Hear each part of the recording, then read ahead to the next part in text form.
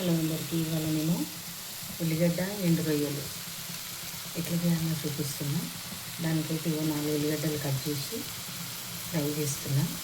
ఇప్పుడు ఈ ఉల్లిపాయలు తొందరగా వేగాలంటే మనం ఏం చేయాలంటే కొద్దిగా ఉప్పు వేసుకోవాలి. సో నేను సరిపడా ఉప్పు ఇప్పుడే వేసేస్తున్నా. తక్కువ పడితే చూసి మళ్ళీ వేస్తా. కొంచెం ఉప్పు వేసి ఇది మంచిగా కలిపి కవర్ చేసి పెట్టిస్తే ఏమవుతుందంటే ఉల్లిగడ్డ చాలా మెత్తగా మంచిగా అవుతుంది. సో కొంచెం కలిపేసి కవర్ వేసి పెట్టేసుకున్నా. ఇవి ఎండి రొయ్యలు, వీటిని క్లీన్ చేయాలి.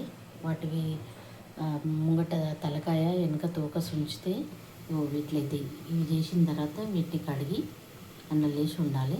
చూద్దాం, క్లీన్ చేసిన తర్వాత చూపిస్తాం. ఉల్లిగడ్డ అయితే మంచిగా వేగింది. ఇప్పుడు ఏం చేద్దామంటే ఒక 2 టమాటాలు కట్ చేసి పెట్టిన అవి వేసుకున్నాము.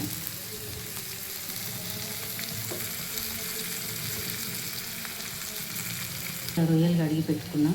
ఆ రొయ్యలు కూడా వేసేద్దాము. రొయ్యలు కూడా వేసేసినాం. వీటికి మంచిగా రొయ్యలు కడుక్కోవాలి తప్పకుండా. క్లీన్ చేసిన తర్వాత వాటికి హెడ్స్ అండ్ టైల్స్ తీసేయాలి. తీసేసి కడగాలి, లేకపోతే ఎందుకంటే ఉసుకుంటుంది. కడిగేసి ఇప్పుడు ఇది ఉల్లిపాయ ఆయిల్లోనే వేగుతుంది కాబట్టి నేను రొయ్యలు ఇట్లనే వేసిన. లేకపోతే కడిగిన రొయ్యల్ని ఆయిల్లో ఫ్రై చేసుకోవాలి మనం వేరే కర్రీలో వేసుకుంటే. ఇప్పుడు ఇది పాలకూరలు వేసుకోవచ్చు, చిక్కుడుకాయ రొయ్యలు, పాలకూర రొయ్యలు, టమాటా రొయ్యలు చాలా బాగా అవుతుంది. సో నేనైతే ఉల్లిపాయ రొయ్యలు వండుతున్నా. ఇప్పుడు దీంట్లో ఉప్పు, కారం, పసుపు, అల్లం వెల్లిగడ్డ యాడ్ చేద్దాము. కొద్దిసేపు వేగనిచ్చినాం కదా, ఇప్పుడు అల్లం వెల్లుల్లి పేస్ట్,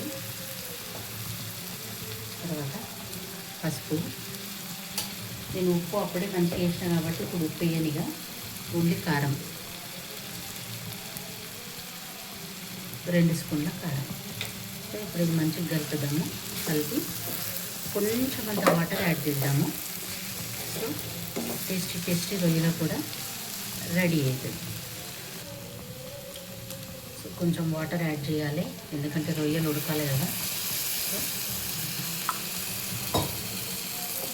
ఇప్పుడు ఉడికి దగ్గరికి అయితే ఇంకా తీసుకొని తినొచ్చు. ఏం మసాలాలు అవి ఇవి అవసరం ఉండవు, ఎందుకంటే ఇవి ఎండు రొయ్యలు కదా.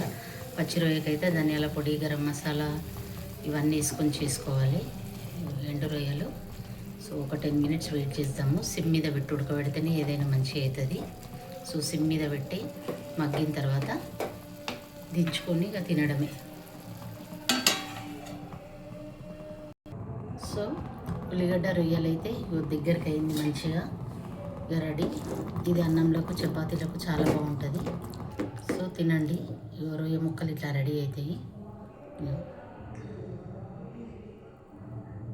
సో తిని చూడండి. నచ్చితే లైక్, షేర్, సబ్స్క్రైబ్ చేయండి.